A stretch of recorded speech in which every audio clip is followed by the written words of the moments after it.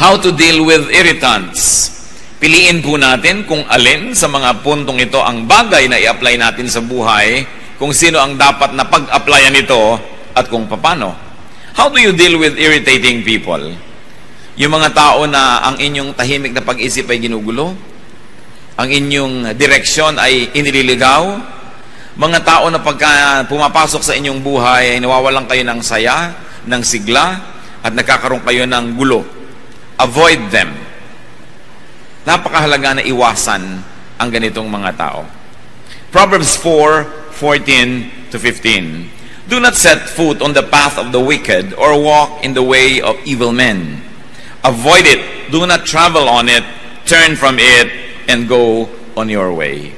At kung maiko-consider po natin na something not good but something evil yung ginagawa ng mga irritating persons, then we should avoid their evil paths. Mabuti naman at maluwag naman ang mundo at marami naman tayong choices kung paano iiwas. At kung hindi natin maiwasan ang mga taong ito physically, kung minsan ay kasama natin sa opisina, kasama natin sa bahay, we can avoid them emotionally. We can avoid them spiritually. Na kahit katabi mo na ay hindi mo patulan, huwag kang sumali sa kanyang mga topics, huwag kang sumangkot sa kanyang mga usapin, at kayo man ay makakaiwas sa ganitong mga tao. That's why it is important to stop and to study people. Hindi lang natin pinag-aaralan ng isang mapa para huwag tayong maligaw. Hindi lang natin pinag-aaralan ng direksyon ng isang gamot o kaya isang produkto na binibili natin para magamit natin sa tama. Marapat na pag-aralan ang taong nakakalapit sa atin at nilalapitan natin. We should look at how they live.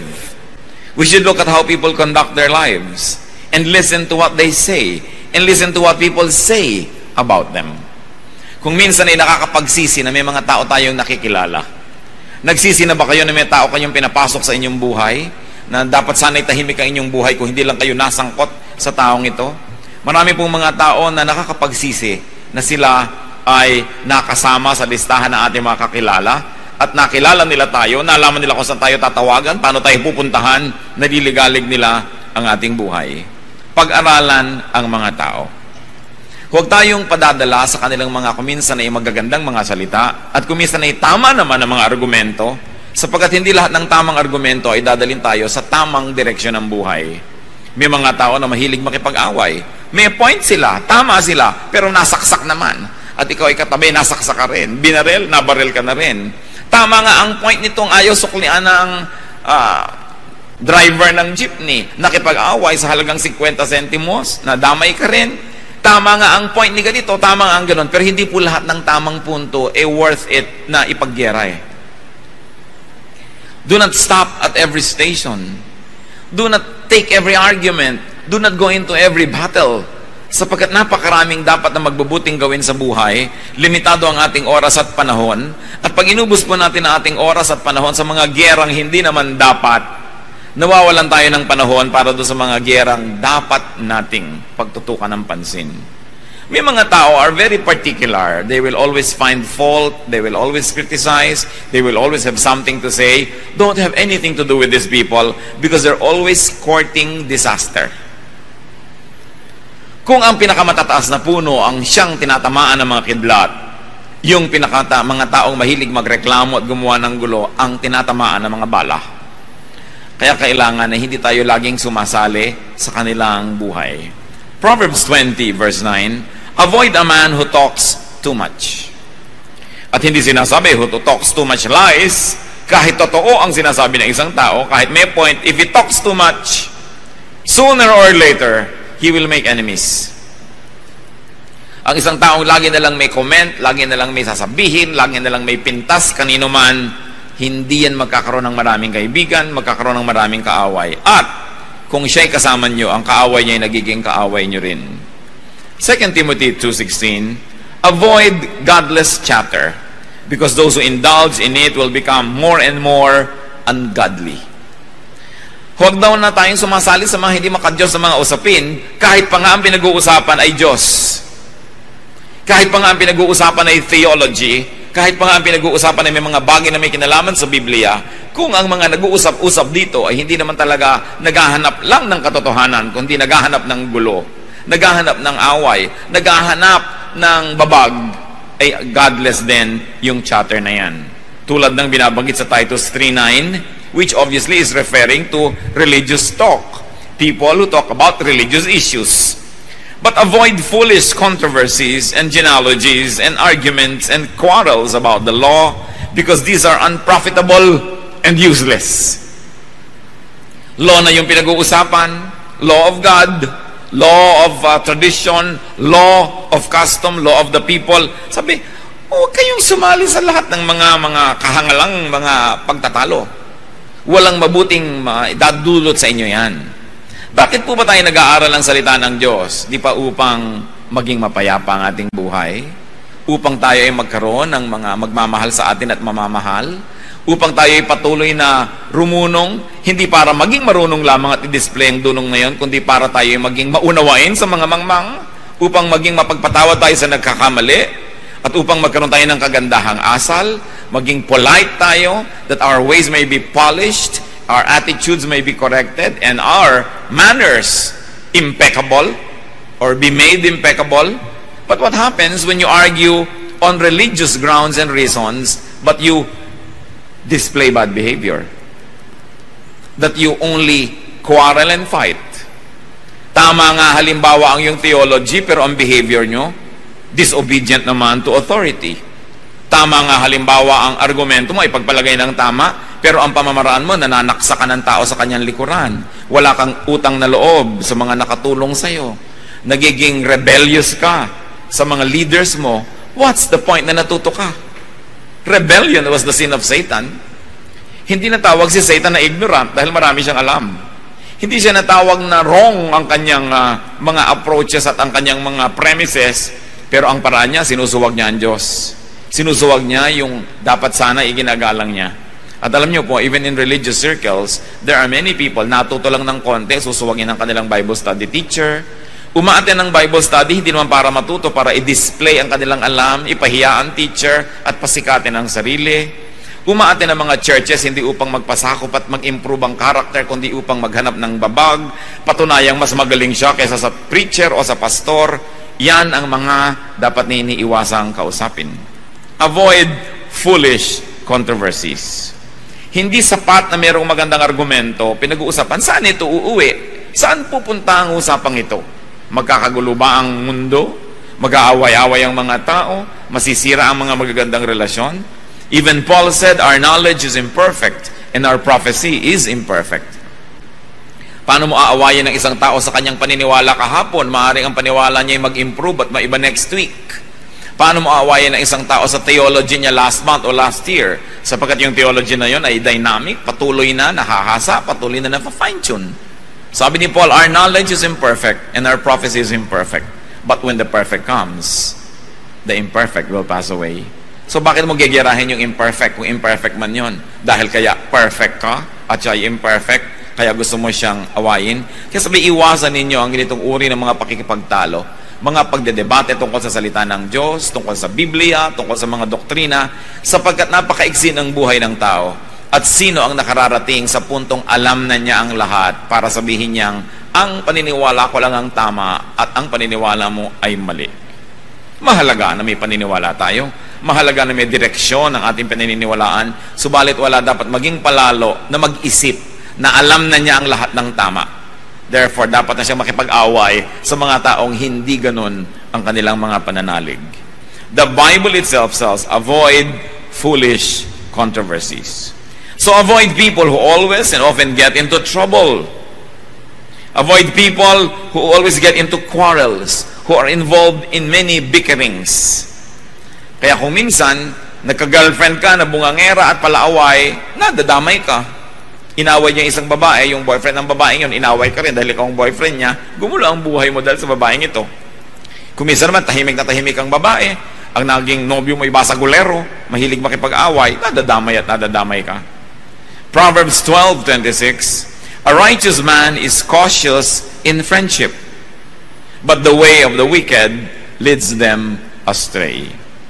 Ang taong matuwid ay maingat sa kanyang pakikipagkaibigan. Sapagkat pag tayo nagiging kaibigan ng sino man, ang ating resources ay nagiging resources niya. At kuminsan nyo lang ating presence ay nagiging lakas ng loob niya para mag-isip na marami siyang kakampi. Kaya hindi agad-agad ibinibigay ang pakikipagkaibigang malalim, lalo pa nga sa mga taong mahilig, manggulo at mangaway. How else do we deal with irritants? Learn from them. Turn every disadvantage to an advantage. Having an irritant in your life can be a disadvantage, but it can also be a source of an advantage. Learn from what they do and the result of their deeds. If P then Q, if I did this, then this is the result. Matuto tayo sa mga ginagawa nila, nagiging bunga ng mga pinagagagawa nila. And learn from what they say about you. Pag meron po mga nagsasabi ng lahat ng uri ng mga masasakit, mga di magaganda mga salita laban sa atin, ang una nating itatanong, is it true? Totoo ba ang sinasabi niya? Or is it partially true? Or is it completely true? At depende sa kalakihan ng katotohanan na yon, doon nyo lamang ibase ang inyong reaksyon.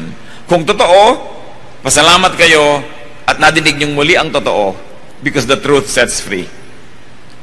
Because sometimes you can hear the truth about yourself from the mouth of your critics, even from the mouth of your enemies. Kimisan yung mga taong nagmamahal sa atin, mga kaibigan natin ay nabulag na yan sa ating mga kapintasan, tinanggap na nila, minahal na nila tayo, so hindi na tayo matutuwid. Pero pag nakinig ka sa mga sinasabing kapintasan mo ng isang kaaway, lalo totoo, ang totoo noon ay magpasalamat ka at naaalala mo ang mga katotohanan hindi maganda tungkol sa iyong sarili, may benefit din yon. Bagamat masakit. Si David, yung kanyang commander na si Joab, siya ay kinriticize. David was criticized by his commander because David had a son, Absalom, who rebelled against him and who fought his army. At nung napatay ng army ni David yung anak niyang si Absalom, ay pinagluksa ni David si Absalom, nagtampo ang kanyang hukbo. Sabi niya, at sa lagay pala, ipinagluksa niya yung kalaban natin na naman napatay natin. So mamabutihin pa niya na tayo ang mapatay ng anak niya na lumalaban sa kanya dahil ipinagluksa. True or not, valid or not, sumama ang loob ng kanyang mga hukbo at kinriticize ni Joab ang kanyang hari na si David. That kind of criticism was valid because the point being raised by these people was valid also. So what's important? Listen, study, and observe everything. Tingnan natin. Bukas ang ating mata. Sabi mo, itong kasama ko na to, saan niya ako dadalhin? Itong kaibigan ko na ito, itong groupmate ko na ito, itong aking kabarkadang ito, saan niya ako dadalhin? No? Observe anything. Matthew 24:32, now learn this lesson from the fig tree. As soon as its twigs get tender and its leaves come out, you know that summer is near. So pati mga ginagawa ng isang halaman, lumalabas ba ang dahon niya o hindi, ay dapat bantayan sapagkat ay maraming kahulugan at maraming relevant sa buhay ng tao. Kaya dapat inoobserbahan. At kung halaman na hindi naman niya kaya maglakad, ay inoobserbahan lalo ang tao na pwede maglakad, pwede magbuhat ng kanyang kamay laban sa inyo, pwede mag-convince sa inyo, dadaling kayo sa mali. Obserbahan lagi ang isang tao. Hindi lahat ng tao na napagkatiwalaan na natin ay patuloy na dapat pagtiwalaan. Kahit sa mga organisasyon.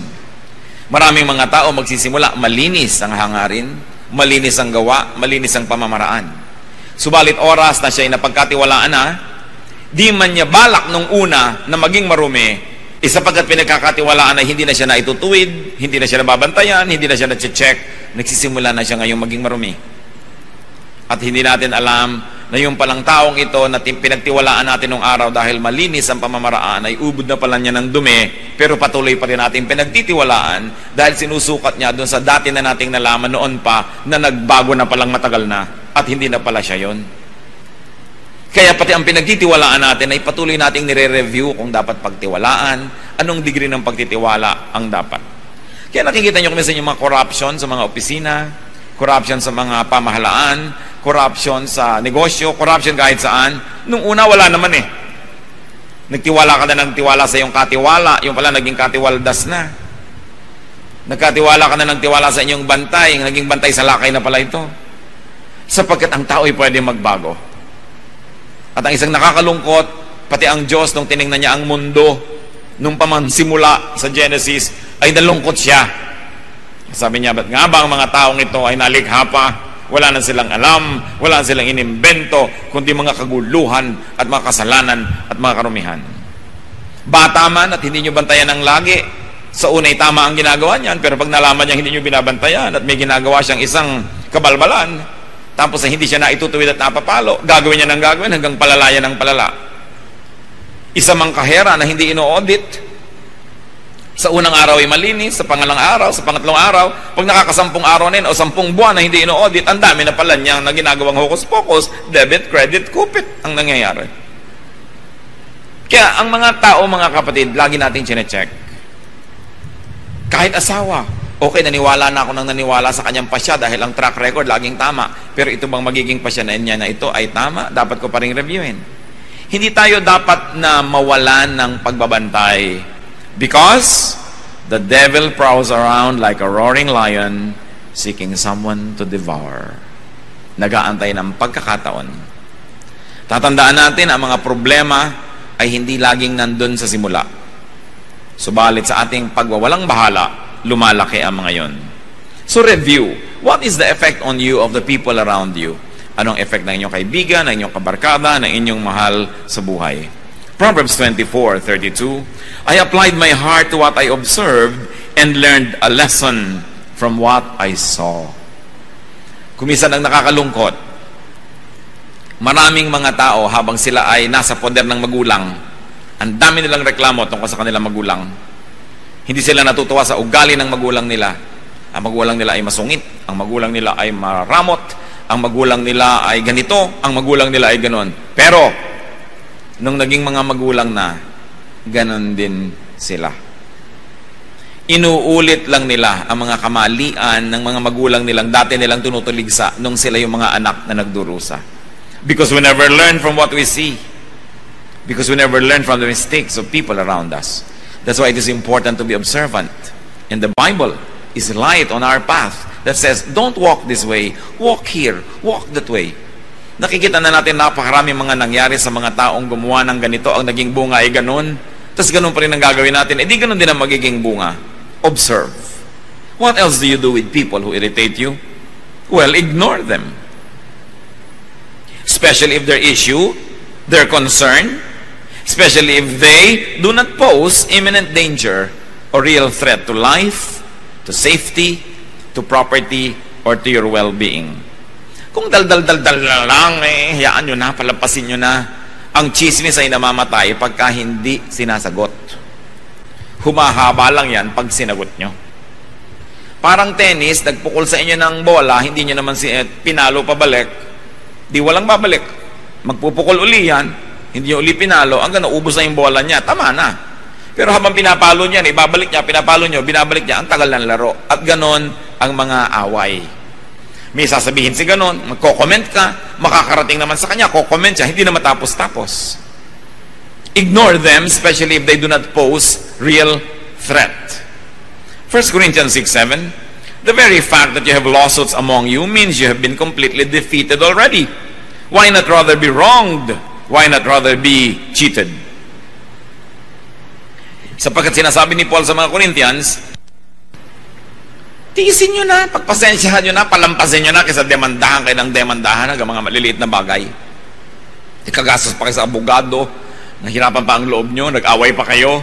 Pero hindi po universal itong teaching na ito. Paul was addressing a very specific group of people concerning very specific problems. Hindi ibig sabihin na lahat ng Kristiyano sa lahat ng panahon, sa lahat ng lugar, hindi na pwede magdemanda ng kapwa Kristiyano. Pero ang sinasabi dito, kung mas malaki pa magiging damage sa'yo ng pagdedemanda mo, nasira pa yung testimony ninyo, palampasin mo na lang. May mga bagay na mas kapakipakinabang na palampasin. Pero kayo po ang humusga kung may mga bagay na hindi dapat pinapalampas. So kayo ang mag-judge noon. Hindi tayo bound to always not bring anybody to court dahil ang sinabi dito sa Corinthian. Kasi this was a specific solution to a very specific issue of very specific people. If you find universalization in it and application in your life, do it. But if you think that it will really damage other people and more people and it will not really bring out the truth to just say, bahala ka na, hindi na kita papansinin, kayo magpasya nun. Kailangan nating ipanalangin niya ng mabuti. Kung minsan naman kasi, yung pagod natin sa pakikipaglaban, higit mamang mahal kesa doon sa premyo ng pananalo. Kaya dapat nag-iisip din tayo na it's not worth it. A major train does not stop at every station. Pinipili niya kung saan siya titigil. And of course, you have to learn to choose your battles. And there are many battles that are just not worth it. So, ignore. Try to ignore people. What do airplanes do when there's a storm? They fly above the storm. Ilang beses na yan, lalo at domestic flight. Hindi naman sobrang tumataas yung mga aeroplano. Kung may masamang panahon, sasabihin ng kapitan, fasten your seatbelt, there is a turbulence or there is a storm and we're going to fly high above the storm. Tatandaan po ninyo mga kapatid, magulo lang ang himpapawid habang malapit sa lupa. Madali lang bumagsak pag malapit ka sa lupa. There is a certain distance from the ground wherein you will not even fall dahil hindi ka na hinihila ng gravity. Kaya mga astronaut, lumulutang-lutang na sila kung saan sila naroon, tinuturuan silang paano kikilos kung ikay hindi nahuhulog at lumulutang ka lang. At maraming mga flight, nagkaka-turbulence lang yan pag nagla-landing o kaya pagka nagte-take off kasi malapit pa sa lupa. Pero pag mataas na mataas ka na, hindi ka na kayang abutin ng hangin. Mga kapatid, read the metaphor. Pagka ang spiritualidad natin ay napakalapit lagi sa lupa, abot na abot tayo ng lahat ng bagyo, lahat ng hangin. Binabangga-bangga ka ng mga ibon, ng mga saranggola. Pati yata yung pag-i-stretch ng mga nag-exercise na abot ka na kasi ang baba mo. Pero kung mataas ang lipad ng iyong espiritu, di ka kayang abutin. Hinahayaan mo lang sila sa babang magkagulo, tahimik ka at payapa, tulad ng mga himpapawid na malayo sa lupa. When people are vexing, when people are always talking, and when people are always making trouble, fly above that storm. Have a space in your heart that cannot be reached by any kind of talk or trouble or intrigue. Then you can have peace wherever you go. Kung ang hatin pong kapayapaan na iaasan nyo sa kabutihan ng tao, hindi kayo magkakaroon lagi ng kapayapaan dahil maraming tao hindi mabuti. Kung ang kapayapaan natin na iaasan nyo na kayo hindi pinagwiwikaan ng masama, hindi chinichismis, hindi pinipintasan, saan kayo pupunta para mangyari yan? Pero kung ang inyong kapayapaan ay nakaasa sa inyong pananalig sa Diyos, sa inyong pagkakilala sa inyong sarili, at sa inyong marunong na pagpapasya na nagsasabing, hindi ako paaabot ng ganon-ganon na lamang, lalo sa tao lamang na ito, tahimik ang inyong kalooban. Peace is something that you have inside of you. You must never depend on other people to hand it to you on a silver platter because they want your head on that silver platter. Huwag tayong umasa dyan.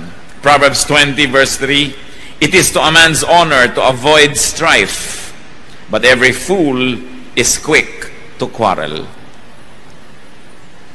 Ang mga mararangal daw na tao at karangal-rangal kung sila ay umiiwas sa gulo. Pero ang mga hangal daw, madaling makilala, laging naghahanap ng gulo. Naghahanap ng argumento, naghahanap ng debate, naghahanap ng mga pagkakataon para mapatunayang magaling sila, na meron silang alam.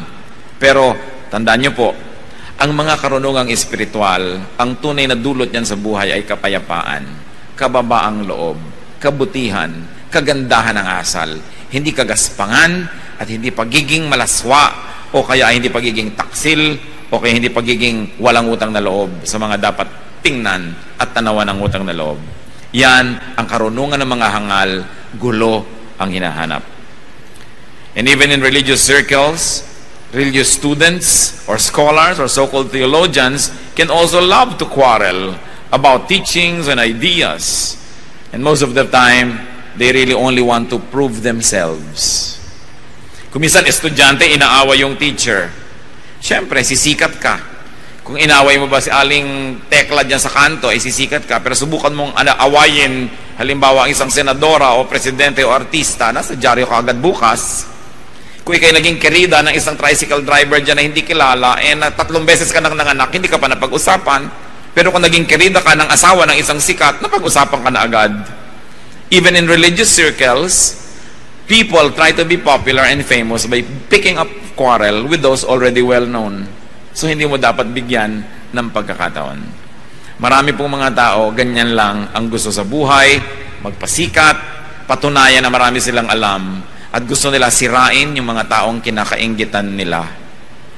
Yung mga taong gusto nilang maging, kung hindi nila matupad yon, hindi nila maging katulad, hindi nila madaig, sisirain nila yon, sapagkat yan ang kahulugan na mainggit. You want to destroy anything that is beautiful.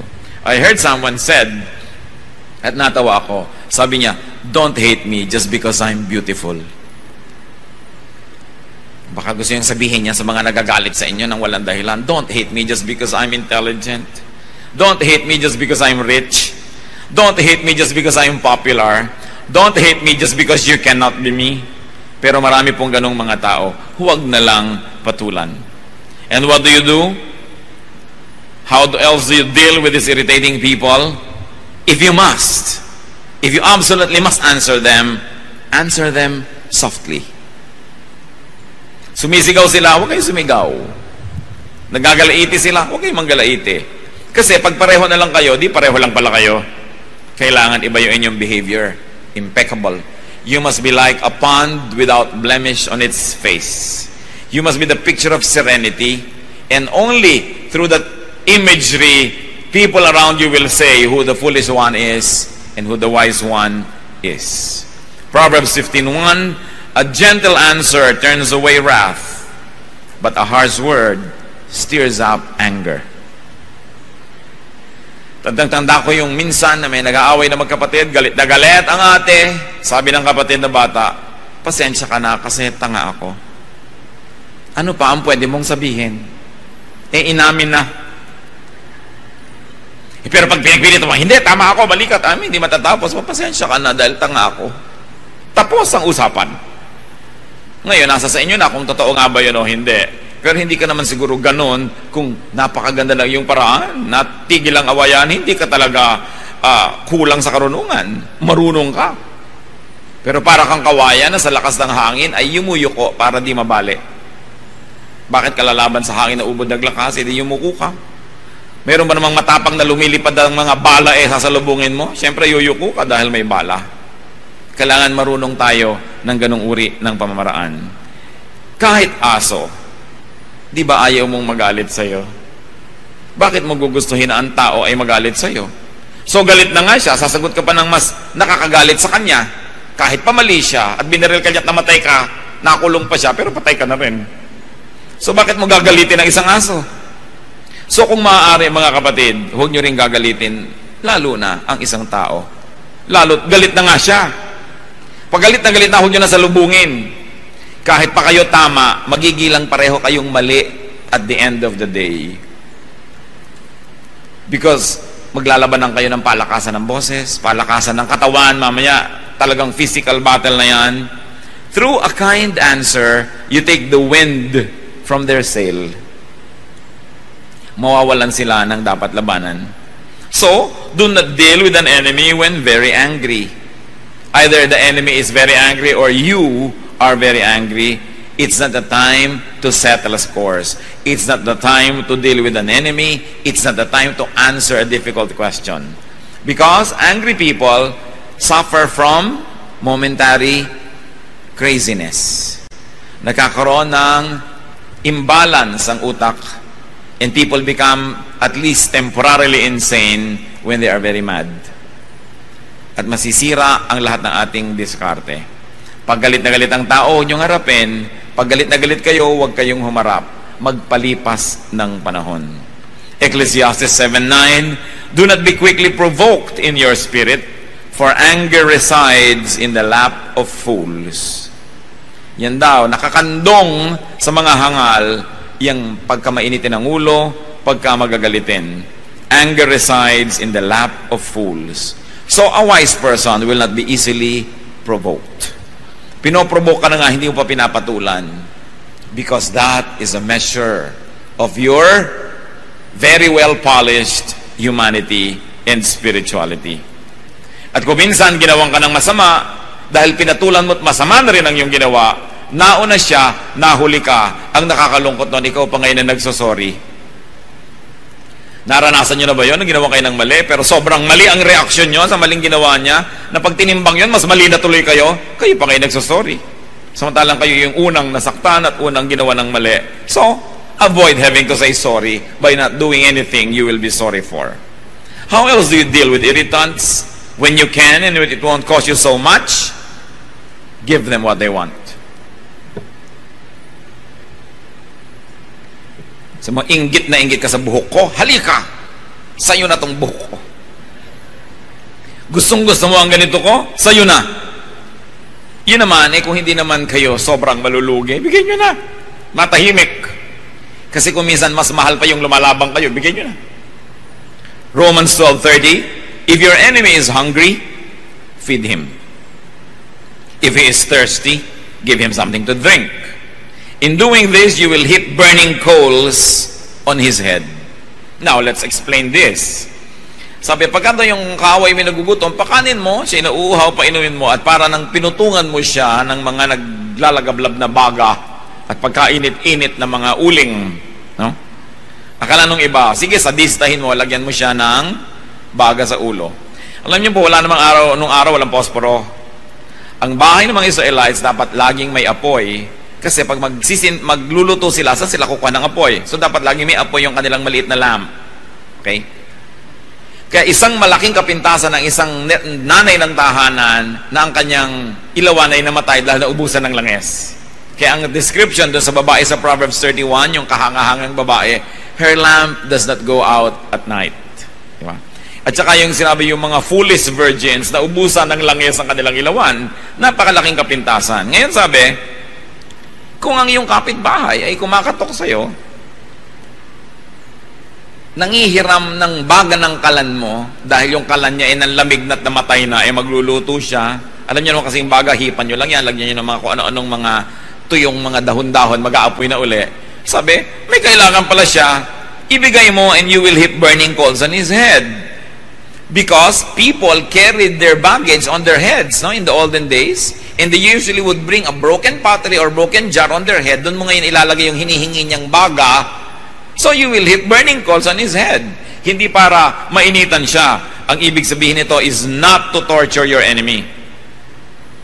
Ito ay quotation kasi from Proverbs 25, verses 21 and 22. But it means, make them grateful. Okay, may kailangan siya, ibigay mo. May tatanawin siyang utang na loob sa'yo. So, sinong panalo? Di ikaw.